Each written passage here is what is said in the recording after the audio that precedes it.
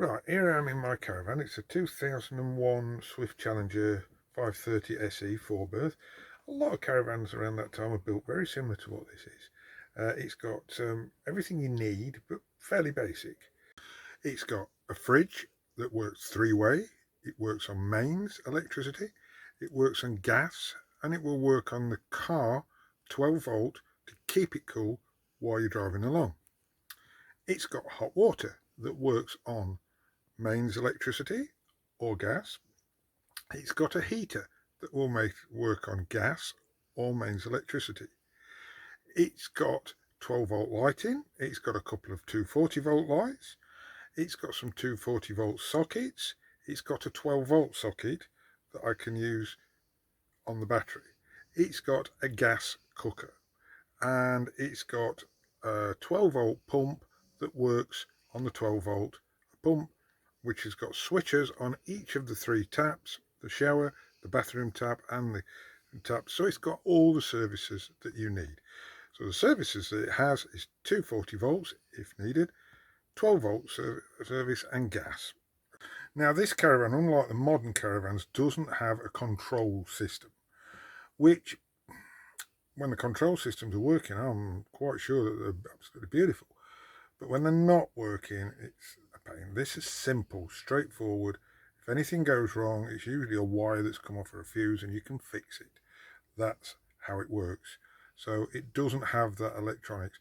Way back in the old days, they used to have, without even a 12 volt or electricity supply, you just had gas, mantles lighting, you had gas cooking, and you had a foot pump to get the water, and you had to warm your water up on.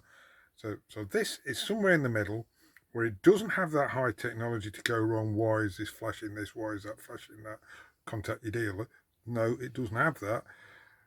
But it does have everything that you'd need to work everything three-way, to be off-grid or to be on-grid, or to have hot water, have a fridge, have cooking, have a TV watch, etc. So it's fine. Right, this is the electricity system. At the bottom there is the mains switches. It goes for there. There are various plugs. There's a plug for the fridge. There's for the heating, can go on mains. There's for the hot water that can go on mains, and the fridge can go on mains, etc. So we can use all the stuff on mains. This is a light to show that the charger, there's a charging system to charge the battery. This is a switch that allows us to put it onto car or van. That's on van, you put it on car, and what that means is that when you plug the car in, it will charge the battery and it will keep the fridge cold. Okay, so that's that. So that's basically the electricity's coming in. These are all the trip switches for the mains, and these are all the sort of fuses for the 12 volt. Right, over here, apart from this panel here, which is for the security system, which I don't use actually. I've never used it. It's turned off, never used it. What we've got here is we've got the 12 volt ones. That's for the main 12 volt system on, for your lights and all the other stuff. That's for the entry light, because it can work separately. Even if 12 volts off, your entry light can also work. And that's to turn your pump on for your water. This is the gauge, just to tell you the battery gauge. Of course, we plugged into main, so it's going to be right into the green because it's charging. So that's basically what we have there, okay? So what services do you need in your Caravan? Well, you need a fridge. That's the main thing you need. You need something to cook on, and you need something to boil the kettle, a kettle or whatever. You might need some heating, and you'll need some hot water. So they're basically the basic things you could do with, and some sockets for use on either a 12 volt socket or to be used on mains, so you can charge your phone or use a TV or whatever you want to do if you're plugged into the mains. Okay, let's just have a look at these appliances one by one. Right, I think the most important appliance and most necessary appliance is your fridge. You need to keep things cool one way or the other. If you haven't got a fridge, you've got to use a cool box. It's quite difficult. Now, fridges these days, this is probably an oldish one, work on three ways. It's either turned off, on mains electricity, on battery. That is only when you're driving the car. You flick the switch, as I showed you earlier, over to car, and it will keep the fridge cool. It doesn't work on the battery. You can use it normally. And right the way down, if I put the switch onto gas, That's where this comes in to turn the gas on to maximum. Push it in until it clicks away and the gas goes on, and then let go and it will work on the gas. So that'll work on gas when you are not plugged into the mains electricity. So that's basically your fridge. Okay. The next most important thing is some hot water, I suppose. Well, there's two ways on this one. A lot of them are the same as the trauma thing. This is for the gas. We can flip the switch up there and it will ignite. You put a thermostat to keep it at whatever temperature you want. That's on the gas. It will click on and off. Here, as we've plugged into mains, we just flip the switch and the mains is on for hot water. It's as simple as that. And a thing that isn't all that important, unless of course you're in the winter, is your heating. Now this works on two ways, this heating does. It's got the gas weight. Now I don't have the plug there because the plug bounces out, so it's in this drawer. You put the plug in there, you push it down, click, click, click, click, click, it ignites, you turn it up and it works on a gas fire. Simple as that. And the other way is to work by the electric, mains electric. You've got a switch here which tells you 1, 2, 3 section 500 watt, a kilowatt or 2 kilowatts. Bearing in mind that what type of electric you might have coming in as to how much you can use, I usually just keep it on the 1 kilowatt, that's enough. You can turn it on and you can turn the thermostat, flip the switch and away it goes. Okay, I usually just use it on the on position, flip the switch and away it goes. Okay, it's got two switches on this. This turns this whole system on and that switch turns the whole thing on itself. Okay, so that works through the trauma fire. Now, these trauma fires do have a fan system which goes around the hot air system, as you can probably see in the corner there. Two little ducts. And what it is, it's got loads of fans, pipes in the back that are piped around, but to be honest, it's bloody useless. It doesn't do any good, so I don't use it. I've had this out for repairs at the back, etc. And I don't think I've connected them. I've connected the flue, that's all, but I don't think I've connected most of the others. I don't use it. I just use it as an ordinary just heater. They're not very good. People might say there's various ways of getting to work properly, but I don't worry about it. It's enough heat from here to warm the caravan up for us. And then of course we've got a gas cooker, simple gas cooker. You push in, you use the igniter and it ignites up, simple as that. That's how it works. Now what the gas also has is in this cupboard here for the gas, if you can see there, is you've got a set of taps. Now one for your heater, one for your fridge, one for your hot water and one for the cooker. So those all, to be honest, that's where you can isolate there. So if there's a problem, you might have that. Okay, so, and of course the other facilities is your bathroom. We've got a nice end bathroom here, which we've got a nice little vanity sink, which is lovely. Works on the hot and cold water, no problem at all. We've got a C200 electric, but it doesn't work on the electric because you also have problems with them. So at the moment, I don't worry about that. I've just got a bottle here with some mix in it. When we've done, just give it a swirl around with the bottle and Bob's your uncle sorted. What I'm going to do is here, I'm pretty sure all this will come out and the pump, and I'll be able to put a manual pump in it. So that's what I'm looking to do, but I'll do it someday. It works. I can wee in it, do in it, and I can use the bottle to flush. It works. You don't have to worry about it. I don't worry about things. And of course you've got a shower, which obviously lots of people don't use the shower. This is quite a nice shower actually. I have used it. I don't use it often because we go for a weekend, and to be honest, have a good shower before I come and have a shower when I get home, you know. But it's not a bad shower. It's just a bit narrow for me. I'm a big lad, so I have to just step out while I wash my legs, that's all, and sort it out. So there you go. Right. Last but not least, you've got your sink with your water, ordinary water, etc. going in there, just turn on. What these do is these have little switches in here. As you switch it off, it turns off the electric to the pump, which is pretty good. Doesn't work like the old ones used to work on a pressure switch and you used to have to set the pressure switch. It doesn't now. These switches, you turn it off and it actually turns the pump off. They have a little tiny micro switch in there that turns the pump off, which is pretty good. All three of them have that on the shower here and the other one. So therefore, when you turn it off, you've actually isolated your pump. Right, here's your electricity plugs. What we've got is the mains electricity here, and we use this extension, one for the telly, the other one's going across there for my laptop. And then there's another plug up here, which is obviously into the kettle.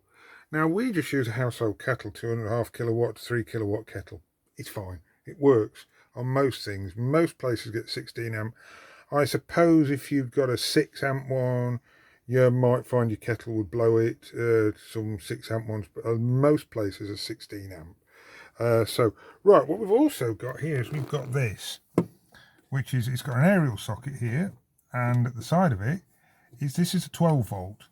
Now I've put a 12 volt adapter to one of these, which is a car adapter, so it's from a 12 volt socket to a car adapter, and that goes into this, and we've got various charges for your phone. Now this, if we're off EHU, will work because it works off the battery. Okay, this, if you're not plugged into the electric hookup, will not work. Neither will that. Okay, so that's how they work. Okay, right, let's take you a basic tour of what we've got in here. We've got a fridge that works on the gas mains or the battery only while towing to keep it cool. We've got heating that can work on gas or mains electric. We've got hot water that can work on gas or mains electric. We have got a cooker that works on gas. We've got a toilet in the back there that flushes off the 12 volt electric, but it doesn't work, so it's manual at the moment. And we've got some 240 volt sockets. We've also got a 12 volt socket that has got an adapter's plug on it, so that I can put in a car charger to use on when we're off grid. So when we're plugged into the electric, we can use those main sockets. Okay, they can be used, not a problem at all. If we're not plugged into the electric, the only way that I can use mains electricity is that I have an inverter. Now here's my inverter. It's underneath one of the bunks, and what it is, it's a 1500 watt inverter. That is, it's a modified sine, so it's not a pure sine inverter, so therefore it won't work on anything much more than the TV or a small amount of stuff. Okay, I've hot wired it, as it were, into the battery, but what I've got is an isolator switch on the 12 volt here. Okay, so it is actually isolated, and then as you can see at the end there, I've got a socket plugged into it, which I use that socket for. I'm eventually going to wire it in and put something in here, so eventually. So that's the inverter that can be used when we're actually not plugged in to the mains. Okay, that's talked about everything that we've got inside and had a look at. Let's have a look at the outside, shall we? And the access and things that we've got for the outside. Now outside your Caravan, you've got various lockers and access points. There's the main locker at the front there, and you've got various lockers that are down the side here. Okay, and access points and what have you, where you connect things up to. Okay, let's take a look at the electricity, shall we? Now in this locker here, we've got the battery. What I've got is 2 wires going out of the battery, okay, and they go into a junction box, and then I've got 1 wire that goes to our solar panel, 2 wires to the solar panel, and 2 wires to the inverter. So that's nicely in there. Here is a socket for your 240 volt AC in. Okay, it plugs in there, and then the lead goes to your post for the power.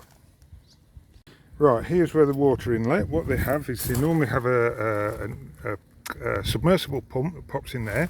What it's got is the power, electric to it, and the water that goes in. They connect into there, sorry, the water's this side, the electric's that side, and they plug into there with a little plug with 2 little lugs that hold it in place. You can get various problems with it. Luckily, up to now, touch wood, I'm not getting any problems. Here is the flue for the gas. Now, at the moment I'm on mains electric with it. If I wasn't, I would have to take this cover off, as it won't work without the cover off. So that's one of the rookie problems that we do. For the water, we've got 2 barrels. It's okay here because I can fill with a hose pipe. But what I do is, when this one runs out, you pop that one on, then you go and fill that one up. So that's how you do it. That's why you have 2 barrels. Right, and here's your drain. This Caravan has got 2 drains. One is for the kitchen, and the other drain is for the bathroom. It includes both the shower and the sink. Some of them have 3, one for your sink, one for your shower, and one for your bathroom. I've put one of these extendable hoses on here, because where I keep my Caravan and allowed to stay as well, it wants to go into the dike at the back there, so they wanted it out of there, so That's that. Now we also have a waste master that we'd use on sites, and an adapter that I can put on underneath there. I just put that onto it and it drops into here, into the thing, and when it's full you go and empty it. Outside excess for your toilet. This is to fill your top tank, which I don't at the moment because we're not using it at the moment. You would normally use that to fill your top tank. A little bit of the mix in it and things. People say use the pink stuff, use this, use that. I use the same stuff at the bottom, but just a very weak mix. Put it into there, job done. This is where the cassette is that you can pull out. Now you must make sure that the shutter's shut on the top, inside, that it's shut, closed. And then you can just, little hook underneath there, lift it up, pull it out, go and empty it, put a little bit of the mixed stuff in, a little bit of water, put it back, job done. Simple as that. And this is the front locker, the main front locker, where it's got the two 6 kilogram gas bottles. That's what we've got. That one's a full one, that one's, don't know what's happened. The reason why you have two is because as soon as that empties you can then put it onto this one and then go and get this one changed over, vice versa. What we've got in here is we've got the handles for the barrels. I've got some more cables, to cobble dogs with. I've got this because often you'll get to a site and there's no pipe on it, so I use that sometimes on a site. I've got various other bits and pieces in here. I've got a lock that I use. I've got some wheel ramps for levelling if I need to, levelling side to side. So that's, and a spare wheel of course in this front locker. Now TV, we've tried all sorts of aerials. We got given one of these, well I swapped it for some furniture, but that's beside the point, and it just sticks into there, and you know something, it works a damn truss. It works absolute treat, it really does. And I just run it along through there, pop it through the window. We always have this on its catch because it does a bit of fresh air in, through there and into the back of the telly. It's as simple as that. Right, the other lockers. This locker has got more tools in it than I have at home. It's become a tool locker. Okay, you can put whatever you like in it, but I use it as a tool locker. Spares, tool bits and pieces that I might need. Okay, they're all in there. This is what they call a dry locker. I think it's for putting wet stuff in actually. No, I ain't got it locked. I've got nothing in it. I don't use it for anything. I did have a spare battery in there, but I don't use it for anything at the moment. It'll most likely get full of something one day, but at the moment there's absolutely nothing in it, believe it or not. Well, there you go. That's all about my caravan. I hope you've enjoyed it.